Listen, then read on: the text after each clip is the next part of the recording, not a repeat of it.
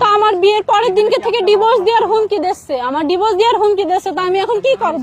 আমি আসলে সজ্ঞানে বিয়ে করিনি, এখন আমার মাঝে ওর মাথা বিষ পড়ায় রেখেছে। তা তুই এই ছেলের বিয়ে করিস না, করলে তোর কখনো সংসার হবে না। ও কিন্তু বউ ব্যবসায়ী। আমার বাধ্যতামূলক এখন ভিডিও করতে হবে, আমার সংসার তো করা লাগবে।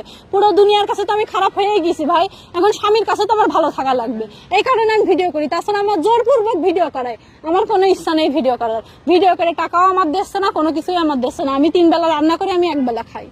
আমি যে ভিডিও করতে পারছি না, আমি ওই যে সাজিয়ে গুছিয়ে ওর মতন মিথ্যা কথা, ও যে মিথ্যা কথা বলতে বলে, ওই যে টাকা দিয়েছে কয়েকদিন আগে ভিডিওতে, সে টাকা কিন্তু আমার দিইনি, শুধু ভিডিও পর্যন্তই, বুঝেছেন? তাছাড়া বাস্তব লাইফে আসলে টাকাগুলো দেয় না, ওগুলো দেখায় আবার নিয়ে নেয় টাকা। ওই যে গাড়ি কিনে দাও, 6 লাখ টাকা দিয়ে একটা গাড়ি চাচ্ছে, R15 সাদা কালারের। আমি বিয়ের একদিন আগে ওই যে সাদিয়ার যে ভিডিও না, ওইটা আমার সামনে আসছিল। পরে আমার বান্ধবী আর খালাতো বোন ফোন দিয়ে বলছিল আমার খালাতো বোনের মানে হাজবেন্ড ওসি। এ কথা আমি জানি না, ওরা শুনতে পারলে আমার কি করবে, তারপরে বলে ফেললাম। তো তখন বলছিল, দেখ আমার তো হাজবেন্ড আছে, আমার বড় চাকরি করে, মান সম্মানের ভয় আছে, তা তুই এই ছেলের বিয়ে করিস না, করলে তোর কখনো সংসার হবে না। ও কিন্তু বউ ব্যবসায়ী।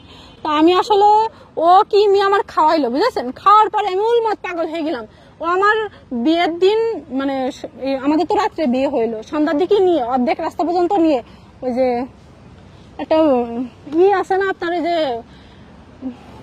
ফ্লাইওভার, জসিমউদ্দিন ফ্লাইওভার, অর্ধেক রাস্তা নিয়ে আবার গালাগালি দিয়ে আমার অটো উঠাই দিল, দিয়ে আবার হাত ধরে টেনে নিয়ে গেছিল, নিয়ে যেয়ে তারপর ওর মা বাপ সবার ডেকে নিয়ে এসে তারপরে বিয়ে করছিল।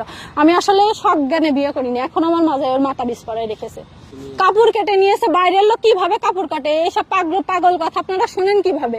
ওর বাড়ির লোকই কাপড় কাটে, বাইরের লোকে কোনোদিন ওদের বাড়ি ঢুকতে পারেন। ওদের বাড়ির একটা সুতো, আমার মা মুড়ি নিয়ে গিয়েছে, তারপরে হলো বাতাসা, মাছ, মানে যা যা লাগে, মানে বিয়ে বাড়ি মানে মেয়ের বিয়ে হলে যা যা নিয়ে যাওয়া লাগে, আমার মা সব নিয়ে গেছে। বিশ্বাস করেন, একটা মুড়ি, 1 পিস মুড়ি ওর মা এলাকার কারোর দিইনি, শিখাই দিয়েছে যা তাই বলেছি, সংসার তো করা লাগবে, বিয়ে করে ফেলেছি, ভাইরাল হয়ে গেছে, এখন কি করবো বল?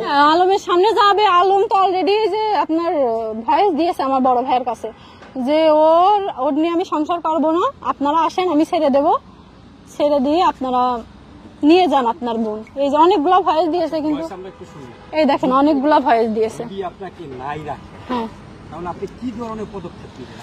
পদক্ষেপ আসলে সামনে পালি তো জুতোর বাড়ি কয়টা দিতাম, টাকা পয়সা কিছু লাগতো না, জুতোর বাড়ি দিয়ে চলে যেতাম। আমি আসলে টাকার ভুক্তভোগী না, আমার হয়তো লাইফে ভালো কিছু হবে, ভালোর থেকেও ভালো আছে, খাট ভাঙলি খুঁড়ো আছে, তার ভালো আরো আছে, পড়ে থাকবো না আমি। জুতোর বাড়ি দিয়ে শেষ হয় না, কি করব ভাই বলেন? ও তো মুখ বায়ান, ও এই পরিপ্রেক্ষিতে পিছনে যে আপনারা যখন ওর সাথে আবার কথা বলবেন, ও এমন ভাবে কথা বলবে আপনাদের বিশ্বাস করাই লাগবে। ওই আপনার শোনেন, এবার কথা বলার সময় আমার কথা আমি জানি কেউই বিশ্বাস করবে না, তারপরেও আমার যতটুকু বলার, আমার ও ছেড়ে দেওয়ার কথা বলেছে, তাই আমি এই কথাগুলো বলছি। আমিও ছাড়বো না, আমি সংসার করতে আসিছি, সংসার করবো ইনশাল্লাহ। যতটুকু পর্যন্ত দৌড়াতে হয় আমি দৌড়াবো, তাও আমি সংসার করি। কিভাবে পটাবে আসলে একটা মেয়ে যা যা চায় আর কি, ড্রেস, রেস্টুরেন্টে ভালো ভালো 5 স্টারে নিয়ে যাওয়া, আর এখন বিয়ের পরে আপনার হলো যে 120 টাকার পিৎজা খাওয়াই, কিন্তু ভিডিও করে 10টা 50টা ভিডিও করে নিয়ে চলে যায়, বুঝেছেন?